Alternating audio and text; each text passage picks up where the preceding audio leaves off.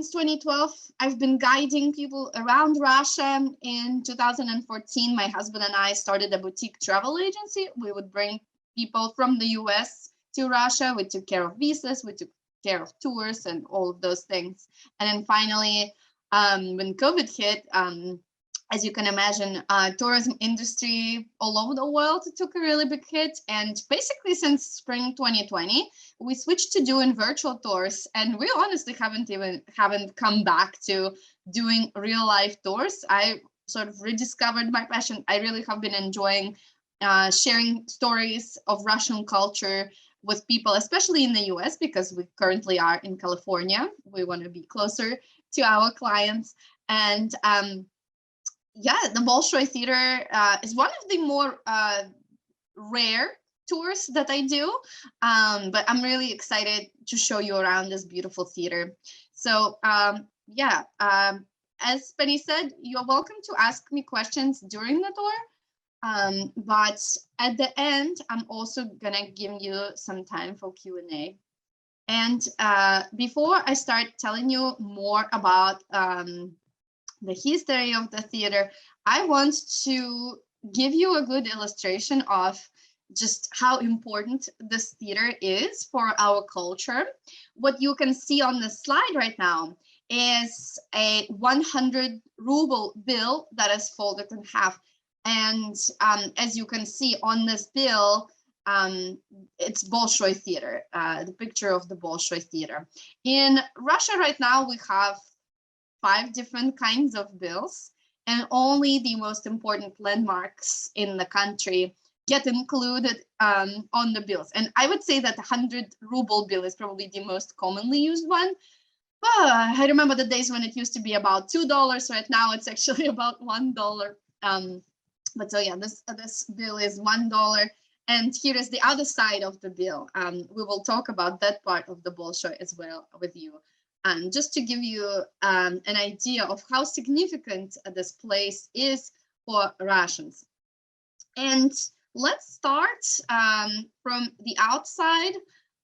We are now in the center of Moscow, right? Moscow is the capital of Russia. We are standing right in front of the beautiful facade of the Bolshoi Theater. I want to give you a quick look around just to show you the square and the surroundings. There's this beautiful square with the fountain here in front of the theater. It's called the Theater Square. And this is a really common meeting point for a lot of Muscovites or visitors of the city. To the right from us is a metro station. I sort of want to note it right now, and I want you to remember that because we're going to talk about how the theater and the metro station coexist. And a couple other interesting things to note here. This building on the left is the Metropole Hotel. We were talking a little bit in the beginning about one of my most favorite books that takes place in Moscow called A Gentleman in Moscow. And I'm not going to give anything away if I say the premise of the book is that the main character has to spend the rest of his life basically locked, confined to the Metropole Hotel.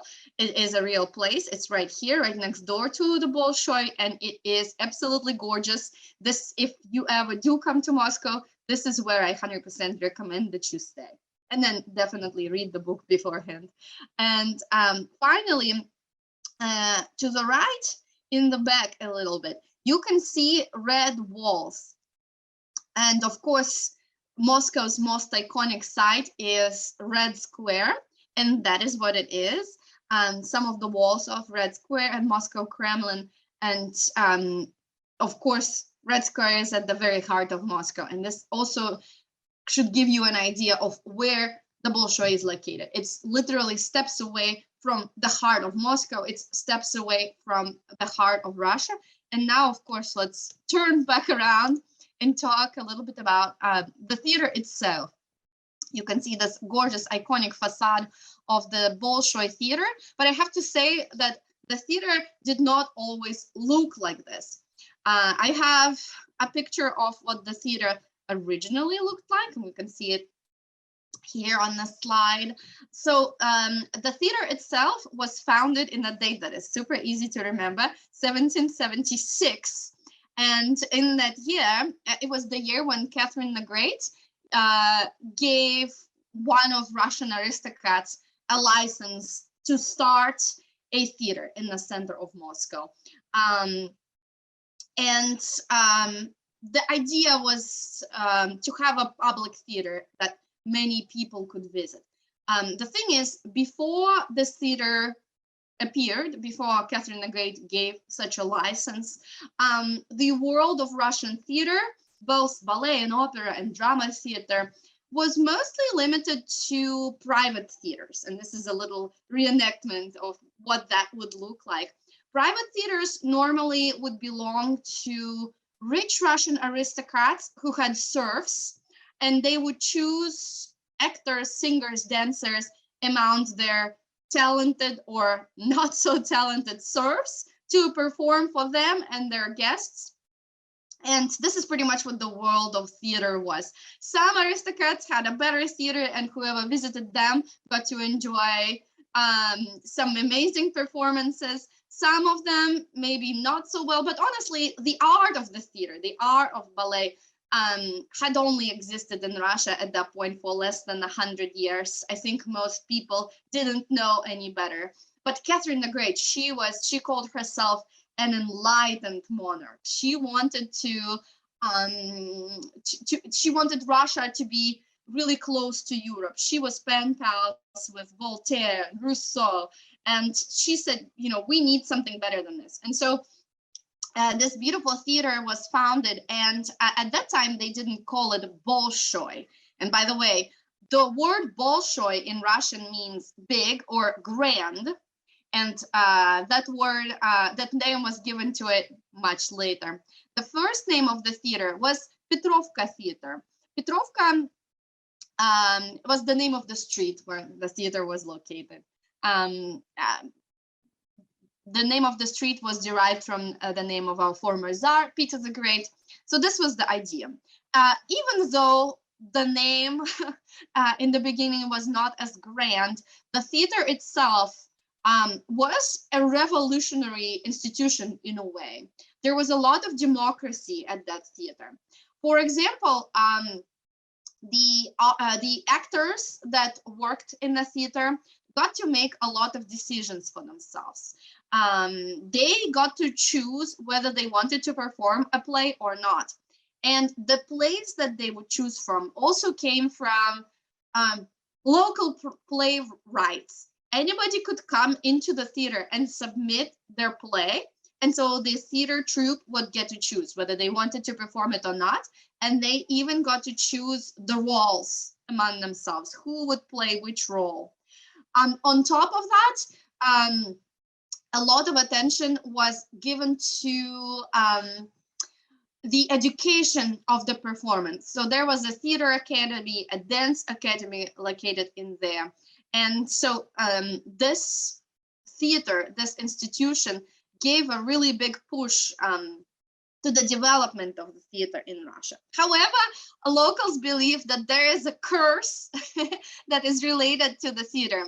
The street, Petrovka Street, was located right next to a river. And it's believed that back in medieval Russian times, there was some villain that got thrown into the river. And that villain cursed the area. And because of that, the several buildings that the Bolshoi Theater has throughout the history would suffer from fire a lot. Basically, the very first building that got constructed burnt right before the theater got opened. This was actually the second version already.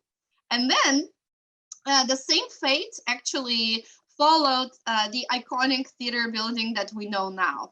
It also suffered several fires. On top of that, I also have to say that it wasn't just the fire that was the problem. It was a different kind of fire, bombings. The theater suffered greatly during World War II. Nazi airplanes got really close to here, and they threw quite a large bomb onto the theater building. And a lot of the interiors as well as the exterior of the theater got damaged. And the theater that you see now, actually, what you see right now is the result of a relatively recent restoration, the result of which made the tickets to the Bolshoi Theater so expensive. I want to tell you a little bit more about the beautiful horse chariot at the top of the theater building. So this, what you see at the top of the building is Apollo riding a chariot of 4 horses. Among many other things, Apollo is also the patron of the arts, right? That's why he was placed here. And the interesting thing about this Apollo sculpture is that people believe that in the sculpture, the horses got better attention than the god Apollo himself. Let me explain how that happened. The sculptor who created the beautiful horses was the most famous equestrian sculptor in the Russian Empire of that time. His last name was Claude. He was French. And Claude was the author of probably the most famous 4 equestrian sculptures in Russia. Some of you who maybe have been to Russia and who have been to St. Petersburg maybe have seen these wonderful horse statues. They are located on one of the most famous bridges in St. Petersburg. And there are 4 equestrian statues that all together show the process of taming of a horse. They are all different, and they are, the way that the horses are portrayed in these monuments is truly incredible. He is definitely one of his kind sculptor, and so it was his job to create the beautiful Apollo's chariot on top of the Bolshoi Theater. And when they were restoring the theater recently, they did something really interesting. So at that point, the sculpture got covered with a thin green layer, with, you know, that metal gets covered with weather and other things through the years. And they believed that this layer was integral to the whole structure. They didn't want to take the sculpture down. They wanted to keep it up. So when they were restoring the sculpture, the restorers had to go all the way up and work under a special canopy to restore. And it was actually Apollo that needed a lot of restoration. His face, part of his clothes, needed some work, some TLC. But finally, we have this beautiful building that has been recently restored. And so when we go inside the theater today, what you're going to see is this incredible combination of the history of Imperial Russia, and we're going to talk about the role of the theater for Moscow aristocracy of that time. You are going to see some Soviet symbols, and we're going to learn about the significance of ballet in the Soviet Union. And finally, modern technology kind of just builds into the structure of the theater really well, and we're going to see how these things combine. Finally, at the end of our tour, I'm going to tell you about some of the pieces of Russian classical music that maybe are lesser known than Swan Lake, even though Swan Lake premiered exactly here at that theater. Anyway, the first building I want to show you is this remarkable crimson foyer. Yeah, right. This is not the stalls yet. This is not even the entry. This was a part of the theater, so to say, where people would just mingle and hang out and relax. I have to tell you a little bit of a typical day of a, 19th century Russian aristocrat. I'd say they'd wake up sometime around noon, have a leisurely breakfast while they lay in bed, and Russian peasants are already done with their lunch. They just have a leisurely breakfast in bed, and then they would maybe go see someone, and towards the evening after lunch, they would head to the theater, sort of before the performance started, because the theater was the place, the gathering place for Russian aristocracy, both in St. Petersburg and in Moscow. So that's where they would discuss latest news. All the male Russian aristocrats would fall in love with the actresses and the ballerinas. So they were spending a lot of time in here. And of course, it was really important that the place where they socialize would be really beautiful. And so this Khamsin Foyer, actually, it has two parts. The room that you can see on the other side of the door is actually, it used to be used and is now used for a little chamber orchestra. So sometimes for big events, when people gather in the Crimson Foyer, you can listen to some music as you wait for your performance. But in the 19th century, this was very common. This was happening a lot. And it's believed that the acoustics in that little room is incredible. And so in this gathering place here, the main element of decor is the beautiful wallpaper. They call it wallpaper. In fact, the guides that work at the Bolshoi Theater call this the most expensive wallpaper in the world. But of course, it's not paper. This is silk. These are silk panels.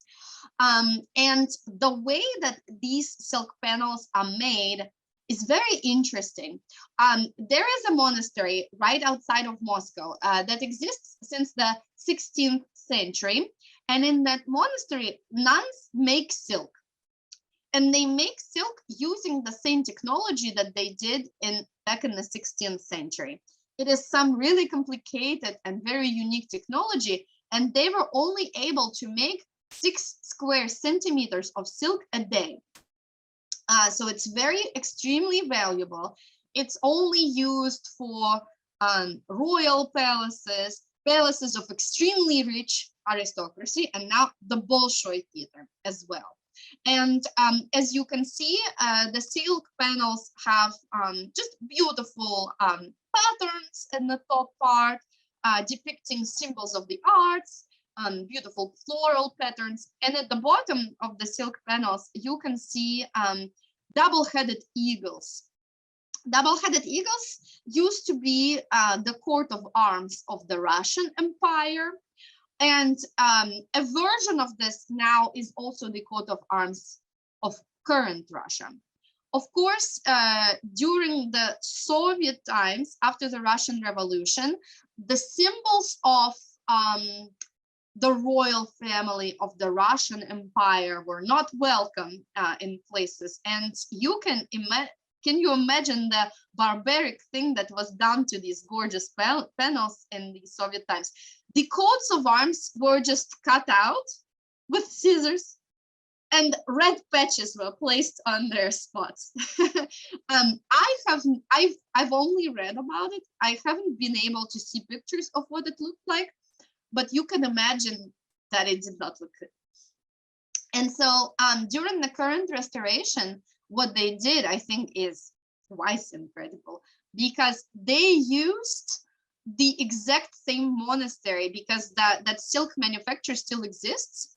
And so they used exactly the same machines, exactly the same place to make new or to restore the existing silk panels. So again, that, takes 1 day to make 6 square centimeters, which is quite incredible. And now, of course, we don't, the symbols of the Russian Empire are not frowned upon. So we can see these wonderful panels in their historic look. So this, as I mentioned, this Crimson Foyer is not at all the entrance to the theater. It's just one of the places where people can relax and wait for the performance. The entrance, however, also looks beautiful and has a name, the White Foyer, which also is quite interesting because there's almost no white in here. It's mostly pink, blue, other pastel colors. And the reason why it is still called the White Foyer by the local guides, by the workers of the theater, this is its official name, is because it used to be white right after World War II. I said in the beginning of our tour that the theater suffered greatly during World War II. A bomb was dropped onto the theater, and it really was in bad shape right after the war. However, it was not the only building that really suffered during the war. The majority of historic buildings in especially the western part of the country were in really bad shape. Numerous palaces in Moscow and St. Petersburg.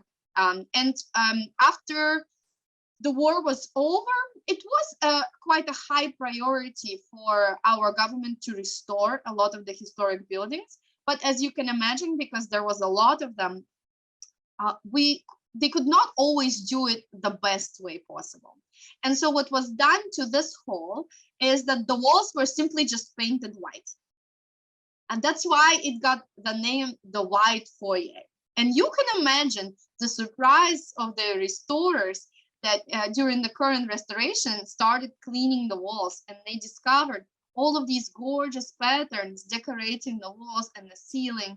And they were able to bring back a lot of other original elements of decor or restore them, such as the chandeliers. You can see the beautiful vases on the railings and so on. So this foyer right now is given its original look, pretty much, the look that it had during the Russian Empire. Of course, not counting the TVs. The TVs are new. I have to, thank Google Views and Google in general for me, for being able to do the tour, because all of these views, they are all available on Google Street View. Some buildings have such amazing views of them, some do not. This is how I do the majority of my virtual tours. And I wonder how many of you noticed that when we look at this view, there's quite an interesting scale here on the right that goes from -2 to 9. And what Google has for the Bolshoi Theater is actually, we can actually go between different floors of the building. So for the visitors of the theater has 2 floors underground and 9 floors above ground. As you can see, we can't see all of them. You can see a lot.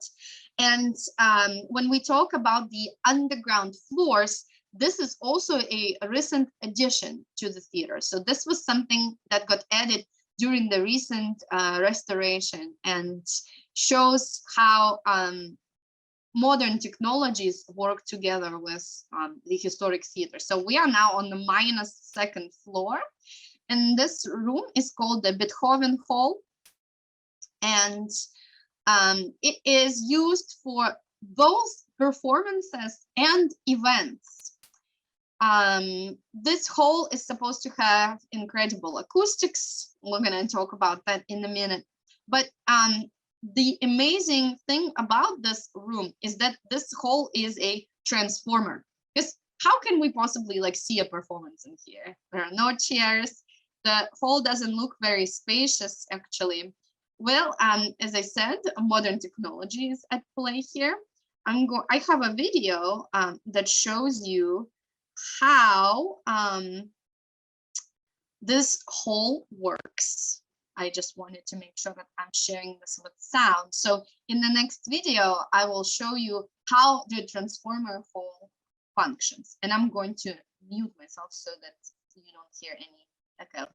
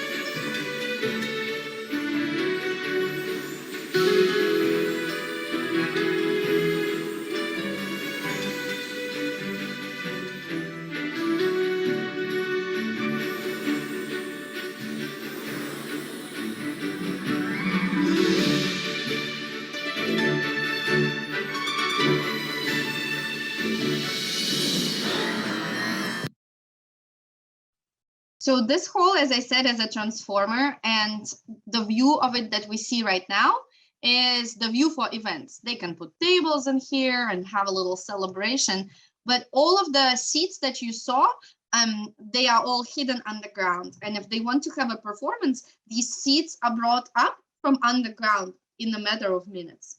It is quite interesting, the choices that they made for the design of this room. The idea was to, again, combine modern technology, but the historic look of the theater. So, for example, in the pattern of the parquet floor, they tried to repeat the pattern of the marble floor that we can see in some other halls. The walls in the room remind us of the facades of 19th century Russian buildings, and it works really well. As for the acoustics, you might remember that in the beginning of the tour, I told you to mind the metro station that is located nearby. So this hall, Beethoven Hall on the -2nd floor, is located on the exact same level as the nearby theater metro station. It's called the theater station. And when the theater had just been restored, there was a big question of how the viewers at the theater should not be able to hear trains passing by, right? And likewise, you know, the people at the metro, you know, maybe should pay to come to the theater to listen to the performance and not eavesdrop as they are riding the train. So what they did is, for a while, they closed the metro stations and they put special padding on the train tracks nearby. I guess the passengers of the metro can probably still hear it, but not not the other way around. Yeah, they put padding on the tracks so that when the trains pass by, people in here actually can't hear the trains at all, which is quite incredible because it is also really close. Really close. So of course, this is not the main hall of the Bolshoi Theater, and I hope you are excited to finally see, you know, what this is all about. What is the most iconic interior of the Bolshoi Theater? So we are about to enter it. This is the hall, and that we can see right in front of the stalls. So we can just walk right in. Let's walk right in. There we are. Again, this gorgeous room, let me just give you a quick look around. I'll tell you in particular about different elements of decor here, but first let's just have a quick look around this beautiful hall.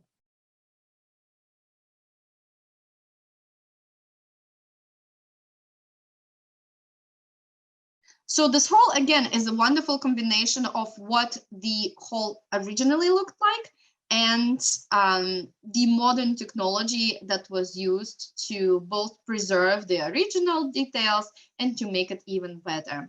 The architect who designed this building in the 19th century, his last name was Kavos. He got inspired by the structure of the violin in terms of how acoustics work in the violin. And because of that, he used a special kind of wood in the upholstery of the floors and the walls and even the ceiling of the theater. And for the 19th century, the acoustics in the theater was truly incredible.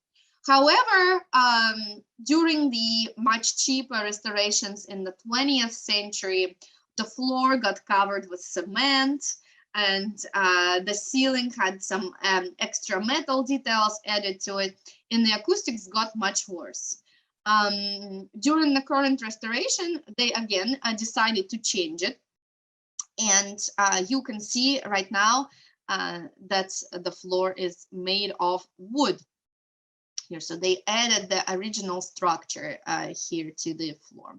The ceiling is also beautiful. The theme of Apollo and the Muses is continued here, and you can see the muses, different muses decorating the ceiling. This painting is mostly original. The restorers just freshened it up a little bit during the recent restoration. Another very important part of the decor of the theater is, of course, the stage and the curtain. So the theater throughout the 20th century was known for its iconic theater curtain that was designed by a prominent 20th century theater designer. His name was Fyodor Fyodorovsky, and he created this iconic golden curtain. It basically looked like this, but it had a hammer and sickle on it and portraits of Vladimir Lenin all over the curtain. And during the recent restoration, they kept the golden background, the same sort of dramatism in the design of the curtain, but added sort of timeless symbols of the art. And instead of returning back to the coat of arms of the Imperial Russia, they thought that some musical instruments would be more appropriate. As for the curtain itself, yeah, you can see again double-headed eagles decorating the curtain, sort of coming back to where the theater historically was. Of course, there is also the royal box that you can see here, also known as the grand box.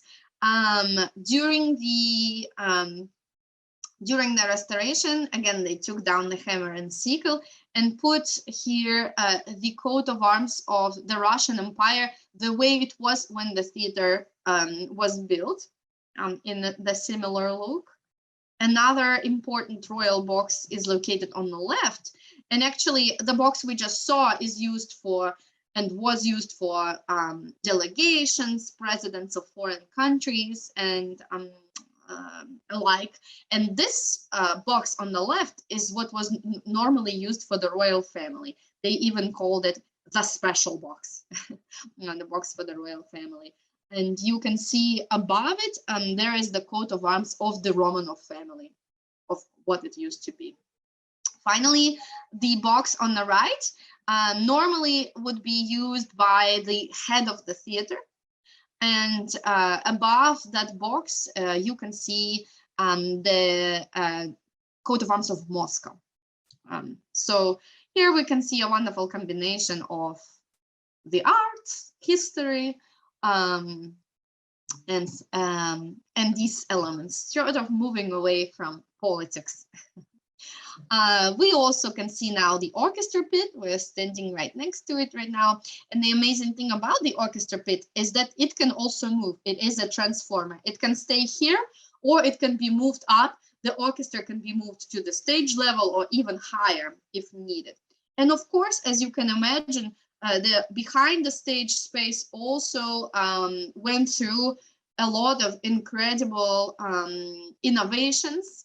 And I will show you also a short video of what the backstage looks like and all the different technologies that are involved in it.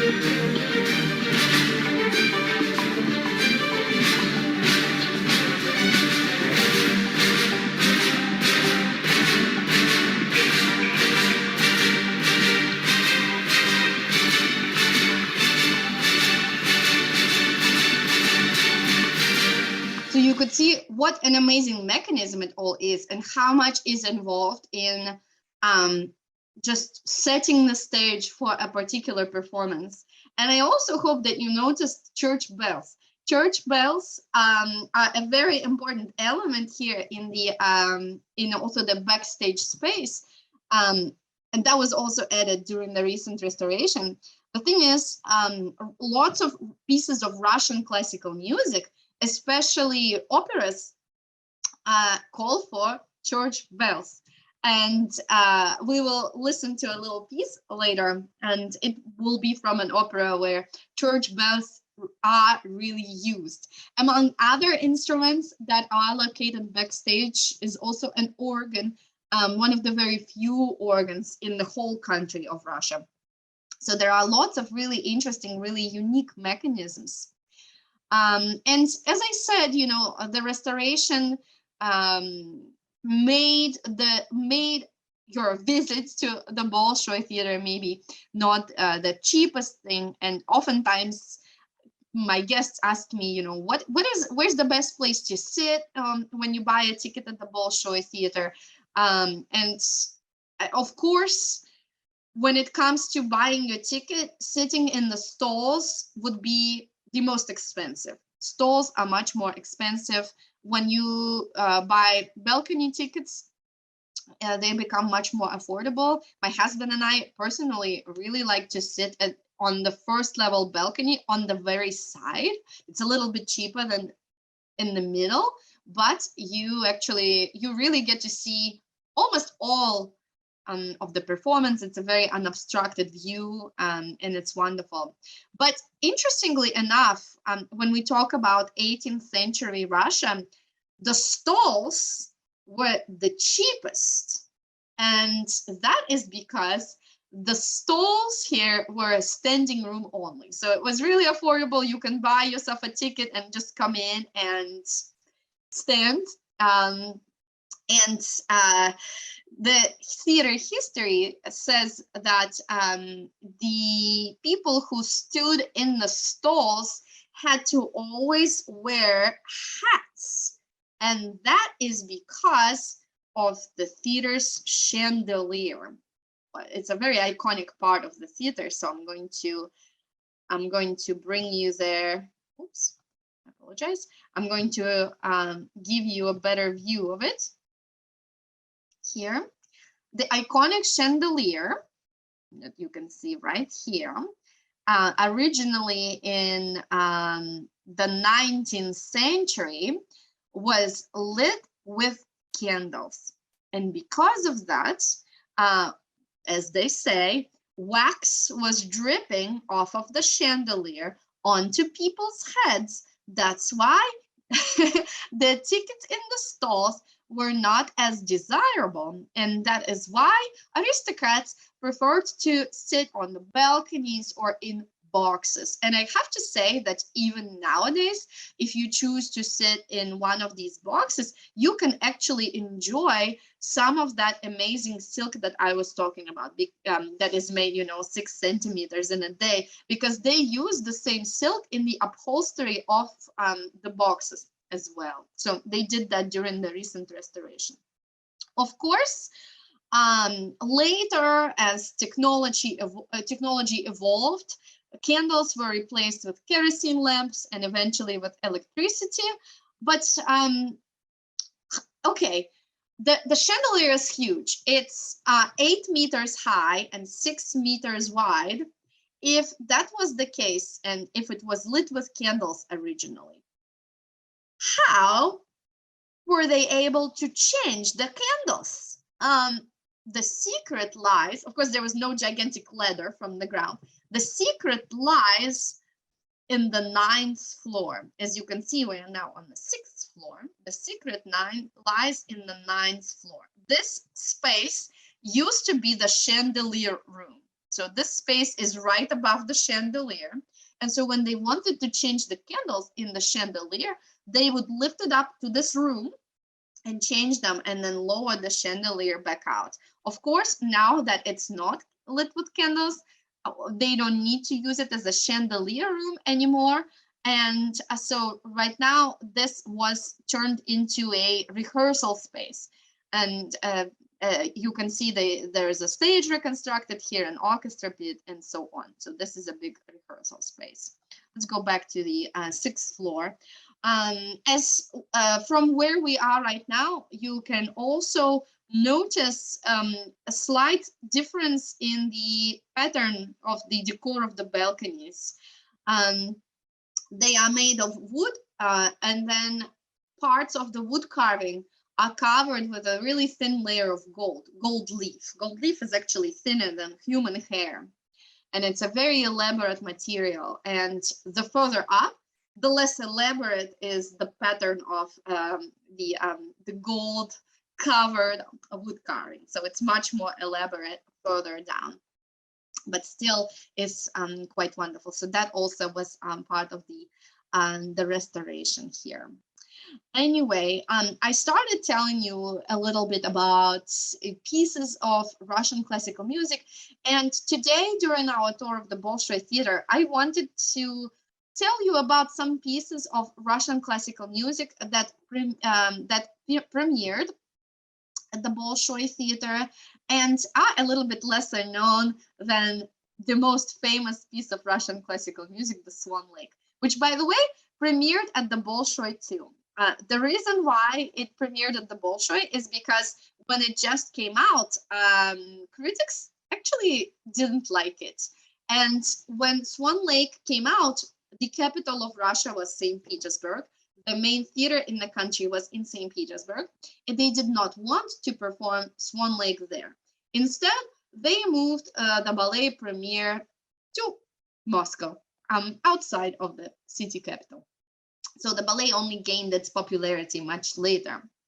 Anyway, the first piece that I want to show you today that premiered at the Bolshoi is an opera, part of which church bells are used for.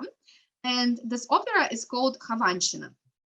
Khawanshina was written by a Russian composer, Modest Musorsky. I know in English they often call him Mussorgsky as well. And he was a member of a group of composers that was called the Mighty Handful. And the Mighty Handful opposed themselves from Tchaikovsky, the author of Swan Lake. They believed that he followed European traditions. He based his pieces often on even European stories. The Nutcracker was a German folk fairy tale, for example. The Mighty Handful composers believed that we should write about things that come from Russian folklore or Russian history. And Khawanshina is based on a period in Russian history in the late 17th century, when our Tsar Peter the Great, who changed the course of Russian history, was actually in a feud with his sister. There was a power struggle between them, and either of them really could have gained the throne. Peter the Great ended up winning the throne, becoming the Russian Tsar, but for a while it was really uncertain who would be the next ruler. The army was split. Followers of Peter the Great, of his sister Sophia, kept executing the followers of the other Tsar. It was a really scary time to live in. And Mussorgsky wanted to reflect that in his opera. In fact, neither Peter nor his sister are even characters in the opera. It's all through the eyes of the Russian people. And I will play for you a little part of the beginning of the opera, because, and you might not even have known that it comes from Khawanshina, but chances are you might have even heard it before. And the piece is The Morning on Red Square. You will see a little bit of Red Square on stage. And because, so this video was taken at the Bolshoi, but in the Soviet times, you will also see the iconic Soviet curtain in the beginning of it. So without further ado, let me play the video, and then I will talk a little bit more about the piece.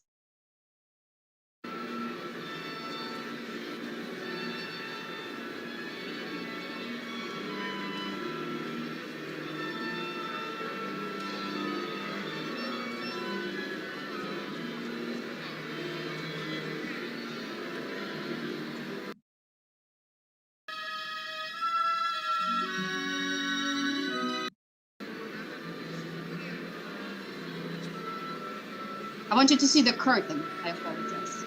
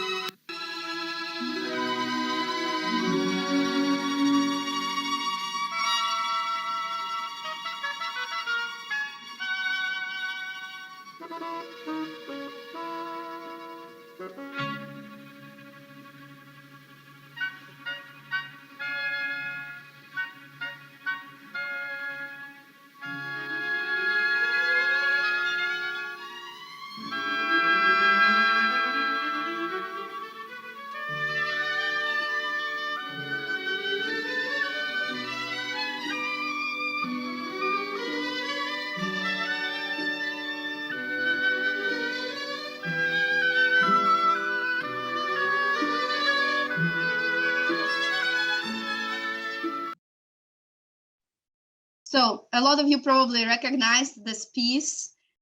For a lot of us, this is a quintessential piece of classical music that combines motives from Russian folk music, and also we are often taught this piece even at school, because when you listen to it, it is really easy to recognize the roosters shouting or little birds chirping as you listen to the piece, or imagine how the sun rises next to Red Square. It's just so absolutely relatable. And as I said, later in the opera, you get to hear church bells, not in that particular part, but you do. That's why we need them backstage. Another piece, oh, and I wanted to tell you that oftentimes they say that it was Modest Mussorgsky that was the author of this opera. However, the person who finished the opera for him was his mighty handful friend, Nikolai Rimsky-Korsakov, another big name in Russian classical music. Rimsky-Korsakov was the most responsible of all of them. He was really hardworking, and he actually, this was not the first piece that he finished after his friend. They had another composer, Borodin, who worked as a doctor the whole time. He died before completing some of his pieces, so Rimsky-Korsakov finished them. Mussorgsky, unfortunately, died of alcohol abuse, and Rimsky-Korsakov ended up also completing this opera for him. And it only premiered in the early 20th century at the Bolshoi. Another piece that I want to tell you about is a much more modern piece, and it was written for, I will go back to these photos a little bit as well, but it was written for one of our most famous ballerinas, whose name was Maya Plisetskaya, and of course you can see her here in the one of the parts of the Swan Lake costume. She performed in Swan Lake. She performed in Sleeping Beauty, many other ballets that are so well known for Russian ballet tradition. But when she was already working at the Bolshoi Theater, there was a ballet that was written specially for her. And it was written not by a Russian composer, but by a Cuban one. His name was Alberto Alonso. And at that time, the diplomatic relationship between Russia and Cuba, the Soviet Union and Cuba, was quite good. And they thought of writing a ballet, that could kind of symbolize that. A Russian ballerina dancing to the music written by a Cuban composer. And so they created this ballet that was called Carmen Suite. It was inspired by the famous opera Carmen by Bizet. However, this would be a ballet. And Maya Plisetskaya became known for her really interesting, really modern dance style. She was perfect for this ballet. The ballet was written in the middle of the 20th century. There we go, in the 1970s. And oops, I apologize. And in this video, you will be able to see Maya dancing this ballet. There we go.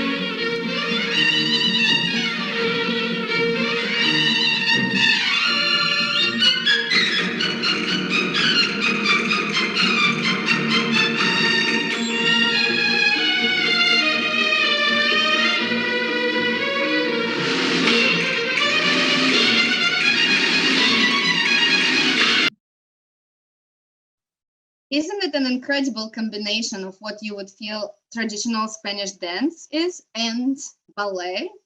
And so this ballet was created really, really quickly in a matter of months. If I'm not mistaken, it was created in 1977, and this video is 78. They wanted to do it really fast, and they faced lots of problems. For example, Maya's they wanted,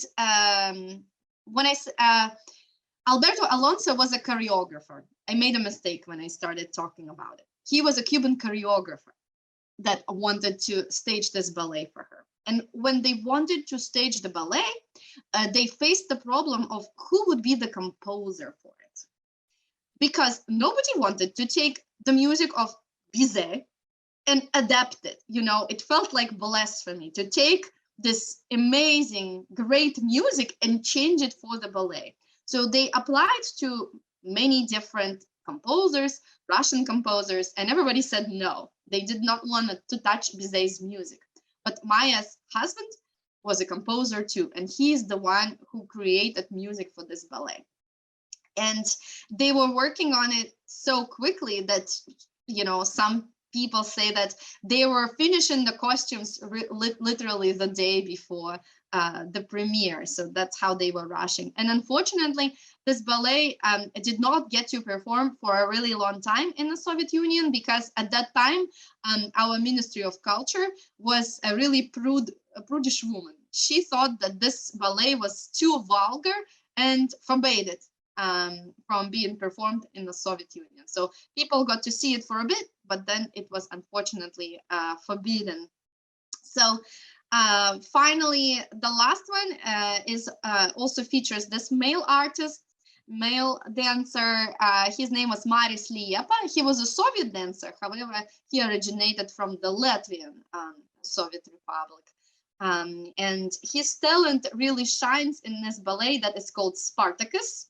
You will see a little piece from Spartacus where he actually dances with Maya Plisetskaya as well.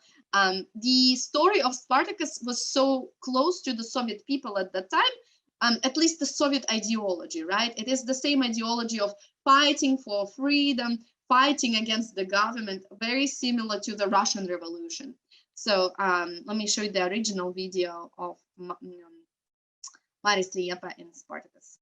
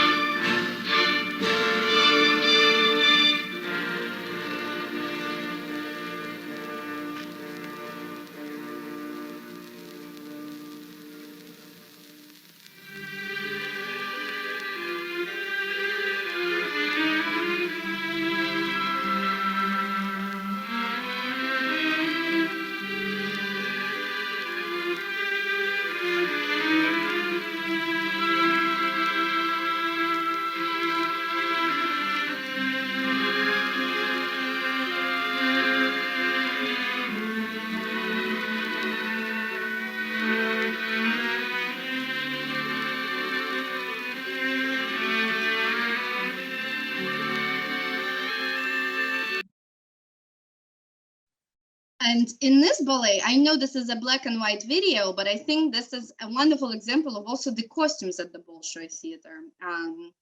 They have incredible costume workshops, and they are proud of their dyeing workshop because they said they could dye fabric to look like anything. Here, his costume is dyed to look like ancient armor. And they said one of the hardest thing to do is actually to dye like fabric to look like rags. So it doesn't always have to be precious stone, even though, of course, for some ballets, they would decorate a corset and it would be almost impossible to differentiate from a corset decorated with real precious stones or the one where precious stones are just painted. Every dancer has their own mold for costumes and for shoes there, so they don't even have to be measured every time for every performance, which also is very handy. And this ballet is the last thing that I wanted to show you today. So you are welcome to ask questions. I will answer them. While you do that, I know I promised to show you a couple slides that I skipped in my presentation too. So I'll do that while you type your questions. This is a better view of the Apollo's chariot that you can see on top of the theater. And I think that you can see pretty well that more attention truly is paid to the horses to God Apollo himself, right? There's so much more detail even in the horses' faces than there is in Apollo's face. That's our sculptor Claude at his best. This is just a picture from a history book showing Alexander II, a Russian Tsar who ruled Russia in the middle of the 19th century, here visiting the Bolshoi Theater. He was the one during whose rule the theater had one of its restorations. And finally, this is Bolshoi Theater during the Soviet times. And when I talk to my parents, they say like this is the iconic view of the Bolshoi Theater for them. They almost can't imagine it without the red flags and communist posters and these details, which of course I think it has changed for us. So let's see if we have any questions.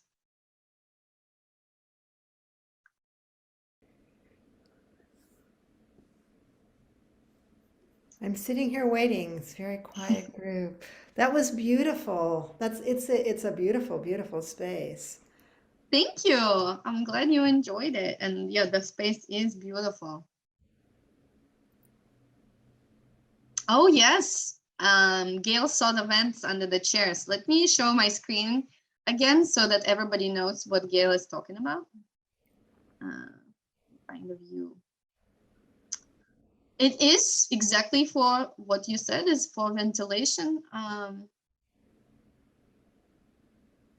Here's a good.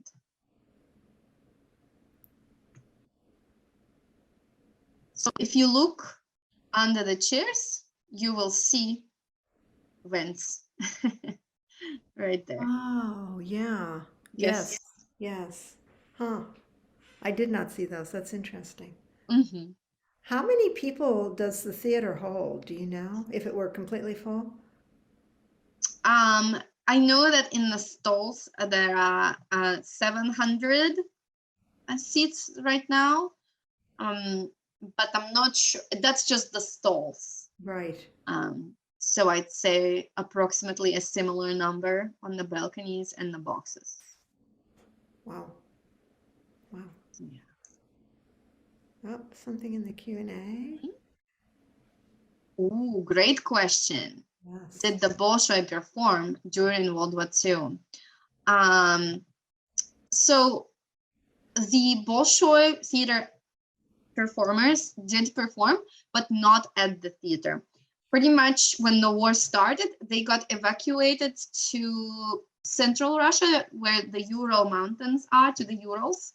And a lot of them, there was basically the branch of the Bolshoi theater there, and they performed there. And then a lot of the performers also toured to the front line and to different regiments and to the hospitals to raise the spirits of the troops. But the theater itself, the building itself, did not function during World War II. Do you know how big do they have like a permanent troupe? They do. And that is a question I don't know the answer to. How big is the troupe? I can try to see if the answer is right at our fingertips.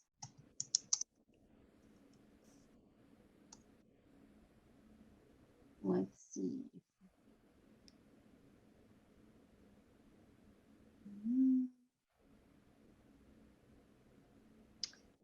I found something, but I don't know whether. That's okay. Yeah, It's just, but we know they have a permanent troupe, so. they do. And let me show you this. The theater has a website. Mm-hmm. The theater has a website, which it has an English version. And so it's just bolshoi.ru. And if you go there, you can see a lot of the troupe here. Okay, that's a big group. Yes, yes, it's quite big. Wow. The second ballet you showed was fascinating. That one was amazing. Yes, I agree. Modern dance is, Wow. so, yeah. That was great. That was great. Do we have any other questions? Anything else anyone would like to throw out there?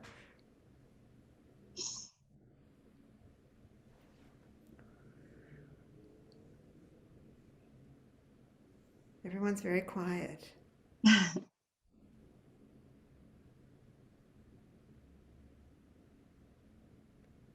I know sometimes it takes a minute to type something. So. Is the younger generation interested in ballet? I think yes. In general, I think ballet is big for our culture in general. I think so. That's something that's an option for you when you grow up to go into ballet. There are ballet schools in a lot of major cities, and I think especially in Moscow and St. Petersburg also, among the young people, there is certainly that culture of theater appreciation, fine arts appreciation. And Bolshoi theater is very expensive, but pretty much every other theater is affordable for locals and even students who can't afford a lot of things can afford to go and see the ballet. And there is a lot of modern dance. There's a lot of small underground theaters, especially in Moscow and St. Petersburg.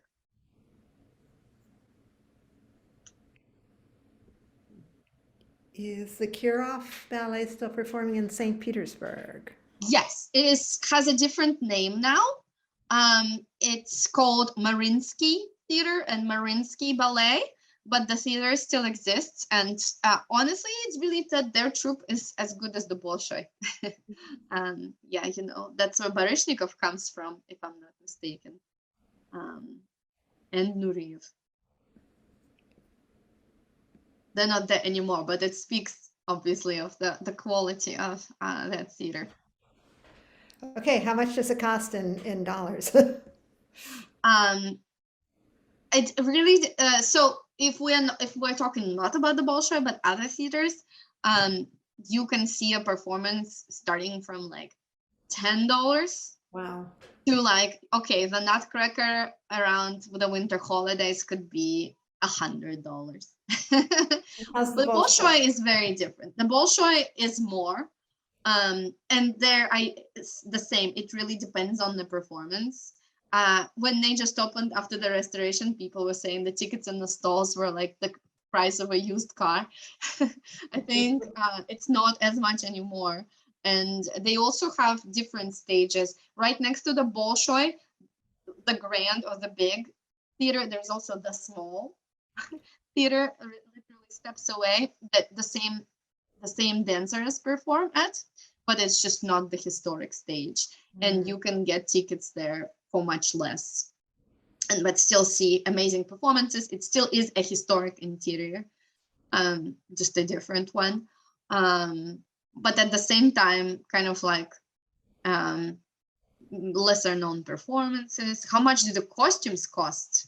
I have the question that, and I wouldn't be able to tell you that. Unfortunately, I don't know the answer to that. They have their own costume department and wig They do, department and everything, right? absolutely, yes. Yeah. Do they ever do other performances beside ballet at the Bolshoi? Yes, it's opera and ballet, and then they have a stage for just orchestra, for symphony, and they don't do drama. Okay. Okay. Yeah. Anything else?